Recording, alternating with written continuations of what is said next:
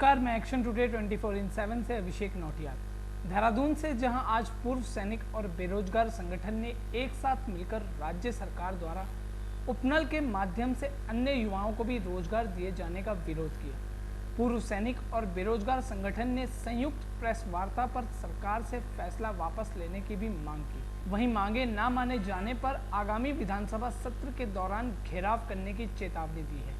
पूर्व सैनिक संगठन का कहना है कि ये विरोध प्रदर्शन है हमारा, इसमें पूर्व सैनिक संगठन और बेरोजगार संगठन संयुक्त रूप से एक प्रेस वार्ता यहाँ पे ले रहा है, जो ये सरकार को आगाह कर रहा है कि जो तुम्हारा निर्णय बेरोजगारों को पूर्व सैनिकों के इस निगम की तरफ धकेलना है, वो निश्चित रूप से आप पूर्व सैनिकों को जो थाली है उस पर तुम गिद्ध नज़र लगाकर इन बेचारे बेरोजगारों को अगर तुम इधर धकेलोगे तो निश्चित रूप से ना वो खा पाएंगे ना ये खा पाएंगे, क्योंकि बेरोजगार युवाओं का भविष्य बहुत आगे होता है। उनको जो एम्प्लॉयमेंट एक्सचेंज है उसके माध्यम से नौकरी देनी चाहिए और उसमें स्थायी नौकरियों का प्रावधान उनके लिए करना चाहिए, न कि तुम ठेकेदारी प्रथा में बेरोजगारों को धकेलो। पूर्व सैनिक किसी भी तरह से अपने इस निगम को चला रहे हैं, प्रॉफिट में चला रहे हैं। अब मेरा गुजारिश है सरकार से कि किसी भी हालत में इसकी तरफ वो ये न धकेले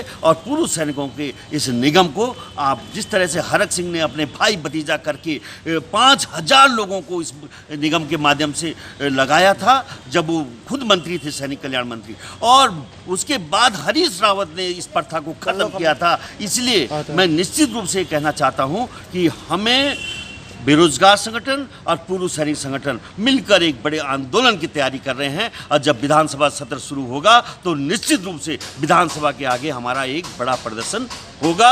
इसकी तैयारियों में हम जुट गए।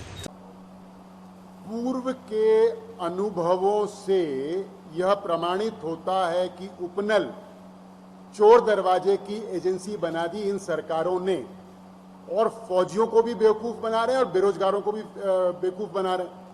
सब बैकडोर एंट्री, चोर दरवाजे की नियुक्ति करने के लिए इन्होंने रास्ता खोला है। अगर बेरोजगारों के प्रति हमदर्दी है तो सरकार 3 वर्ष से बोल रही है कि ये हम जो है ये रोजगार वर्ष मना रहे हैं, रोजगार वर्ष मना रहे हैं। 3 साल से 45,000 से भी अधिक पद जो हैं वो राज्य के विभिन्न विभागों में रिक्त हैं, समूह ग और घ में। उनको क्यों नहीं एडवर्टीज कर रही है, उनकी विज्ञप्ति क्यों नहीं निकाल रही है?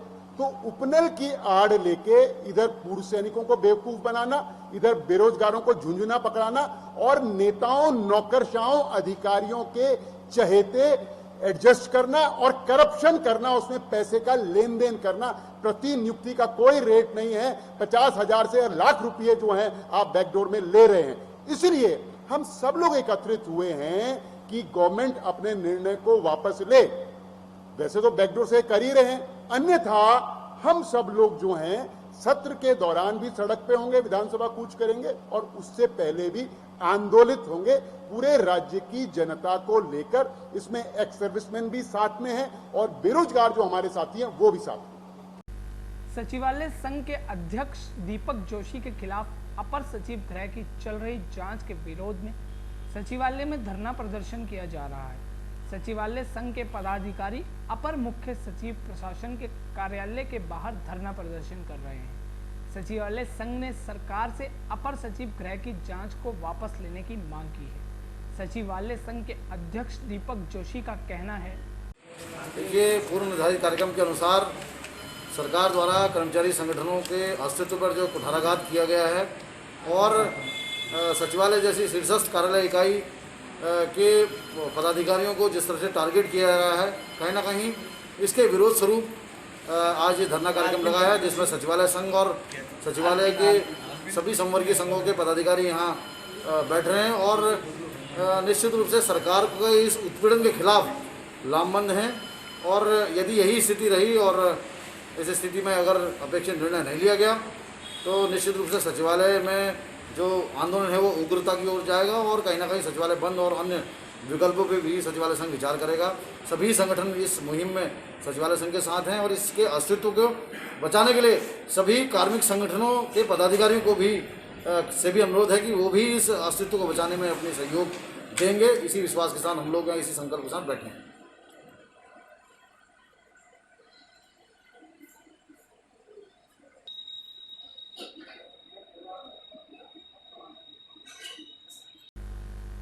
कोरोना महामारी के बहाने एक बार फिर कांग्रेस के उपाध्यक्ष सूर्यकांत धस्माना ने सरकार पर निशाना साधा है। उन्होंने कहा, कोरोना की स्थिति लगातार नियंत्रण से बाहर हो रही है। मैं लगातार 3 दिन से स्वयं खुद मॉनिटर कर रहा हूं। 3 दिन से मैं लगातार देहरादून के सबसे बड़े सरकारी अस्पताल जो कोविड डेडिकेटेड है, दून हॉस्पिटल, एम्स, उसके अलावा जॉली ग्रांट, उसके अलावा मैक्स, इन अस्पतालों में स्वयं फोन करके जो वहाँ के जिम्मेदार अधिकारी हैं उनसे डिमांड कर रहा हूँ कि रेस्पिरेटरी सिस्टम की सपोर्ट के साथ बेड चाहिए पेशेंट के लिए। और 3 दिन से लगातार मुझे जो सूचना दी जा रही है वो कह रहे हैं कि हमारा पूरा अस्पताल फुल है। अभी सुबह विजय धस्माना साहब जो जॉली ग्रांट के वाइस चांसलर हैं, उनसे मेरी बात हुई। उन्होंने कहा हमारे यहाँ 100 के 100 आईसीयू बेड फुल है। सुबह मेरी डॉक्टर खत्री जो दून अस्पताल के डिप्टी सीएमओ हैं, उनसे बात हुई, सीएमएस। उन्होंने कहा कि हमारा अस्पताल पूरा फुल है, कोई आईसीयू हमारे यहाँ उपलब्ध नहीं है। मैक्स में हिमांशु जोशी जो इंचार्ज हैं, उनसे मेरी बातचीत हुई। उन्होंने कहा कि भाई साहब यहाँ हमारे पास आईसीयू तो छोड़िए, बेड भी अवेलेबल नहीं है। और मैंने एक सुबह पेशेंट भेजा था मैक्स में, वो इमरजेंसी में अभी तक वेटिंग में है। ये अभी हाल है जब क्लाइमैक्स नहीं पहुंचा है कोरोना का। पहले दिन से आप लोग कवर कर रहे हैं। मैं पहले दिन से आपके माध्यम से सरकार से मांग करता रहा कि निजी अस्पतालों को कहिए कि निजी अस्पताल अपने यहाँ कोविड डेडिकेटेड वार्ड्स बनाएं, कोविड डेडिकेटेड बेड्स बनाएं, ऑक्सीजन युक्त ऑक्सीजन की जो क्षमता है वो बढ़ाएं।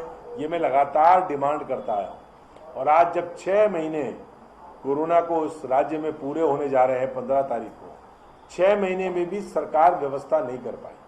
6 महीने में भी सरकार इस इतने गंभीर मामले में सरकार कोई एक्शन नहीं कर पाई, जिसके कारण आज स्थिति है कि पूरे देहरादून के अस्पताल, और दिक्कत यह है कि पूरा देहरादून के ऊपर बर्डन गढ़वाल का भी पड़ रहा है। देहरादून के ऊपर उत्तरकाशी से लेकर के चमोली से लेकर के जितने हमारे तमाम पहाड़ के जनपद हैं, क्योंकि उनके जिला अस्पतालों में व्यवस्थाएं नहीं है, तो यहाँ वो मरीज आ रहे हैं। अब लगातार कोई ऐसा जिला पहाड़ का नहीं है। कल आपको मालूम है कि रिकॉर्ड 1061 पेशेंट उत्तराखंड में आए और देहरादून ने, उधम सिंह नगर ने डबल सेंचुरी मारी। हरिद्वार में 141 के करीब मरीज आए। उसके अलावा उत्तरकाशी, टिहरी, पौड़ी, चमोली, चंपावत, बागेश्वर, पिथौरागढ़, सारे जनपदों में कल संक्रमित आए।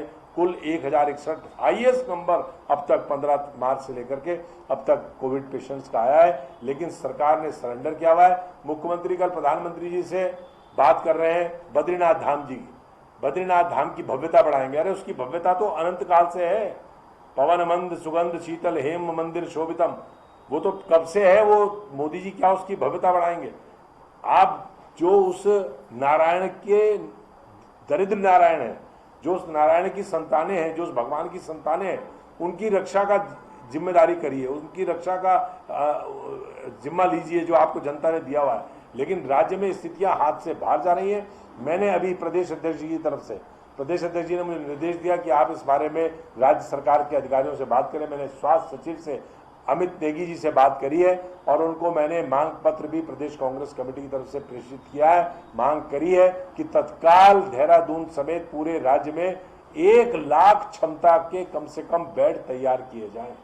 इसके लिए दिन रात एक करके राज्य की सरकार को 1 लाख क्षमता के, क्योंकि 27,000 तो हम क्रॉस कर गए थे कल, आज 28,000 पहुंच जाएंगे। गति बढ़ती रही 1,000 प्रतिदिन के हिसाब से, तो 1 महीने में 1 महीना भी लगेगा दुगने होने में, 50,000 होने में। और आने वाले टाइम में जब ये संख्या लगातार बढ़ेगी तो मरने वालों की संख्या भी लगातार बढ़ेगी। आपको मालूम है कि किस तरह से लोग बिल्कुल इस बीमारी से ग्रस्त होकर के मर रहे हैं। अब लगातार मौतों का सिलसिला जारी है। तो इसलिए राज्य की सरकार से हम ये मांग कर रहे हैं कि 1 लाख क्षमता के बेड तैयार किए जाएं।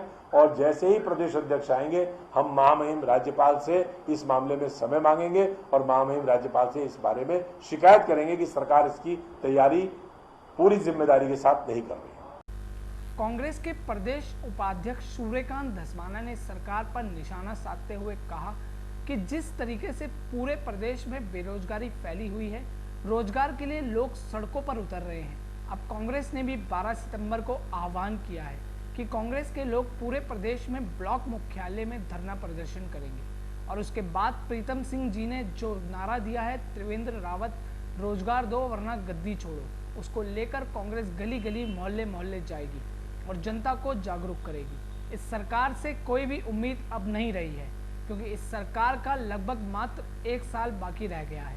इस सरकार को उखाड़ फेंकने के लिए, बेरोजगारों को लामबंद करने के लिए कांग्रेस काम करेगी। इस पर सूर्यकांत धस्माना ने पत्रकारों को बताया,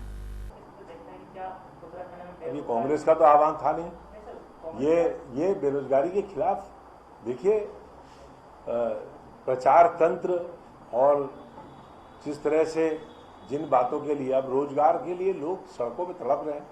अब आप स्वयं इसका आकलन करिए कि बेरोजगारी है कि नहीं है पूरे प्रदेश के अंदर। हम 12 तारीख को कांग्रेस पार्टी का आह्वान 12 तारीख के लिए और 12 तारीख को कांग्रेस के लोग पूरे प्रदेश के ब्लॉक मुख्यालयों में धरना देंगे, प्रदर्शन करेंगे और उसके बाद त्रिवेंद्र रावत रोजगार दो वरना गद्दी छोड़ दो जो प्रीतम सिंह जी ने नारा दिया है उसको लेकर के हम गली गली मोहल्ले मोहल्ले निकलेंगे पूरे राज्य में। इस सरकार के अब इस सरकार से आग्रह नहीं हो सकता। इस सरकार से अब मांग क्या करेंगे? अब तो 3.5 पौने 4 साल हो गए, 4 साल हो गए, अब तो आखिरी साल है। इस सरकार को उखाड़ फेंकने के लिए बेरोजगारों को पूरे प्रदेश के अंदर लामबंद करने का काम हम लोग। और देश और दुनिया की बड़ी खबरों के लिए देखते रहिए एक्शन टुडे 24/7 और हमारे चैनल को लाइक और सब्सक्राइब करना ना भूलें।